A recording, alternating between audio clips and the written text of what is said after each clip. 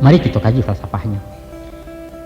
Menurut versi hukum adat nan balaku di Sungai Batang etan di ranah agam baruah, bahwa di antara syarat menjaput marapulai ialah membawa tando jerupo babungkuih jo sapu tangan nan bakabek babuah sinta. Adapun isi kandungannya antara lain sarabeta basulam tapi bare sebinjek ujung jari ampek batang rokok bagiliang. Tentu saja bersedia langkuk sebagai lambang basa-basi salam barapak kanan banyak. Apa makna nanti sirek dari paragat macam itu? Mungkaswiknya nak.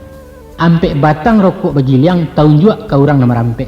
Yaitu sabatang untuk mamaknya, sabatang tirang semando, sabatang lain untuk bako, sabatang pula untuk pangulu.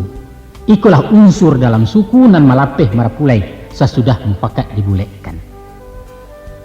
Setantang mungkaswik nanti sirek dari bareh di sapu tangan. Itu adalah simbol sandang pangan.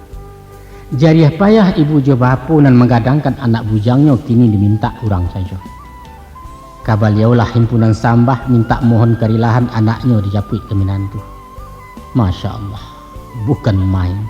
Baitu manihnya ajaran adat, baitu arifnya orang Minang dalam menjalin batiniah menuju masyarakat nan adil beradab.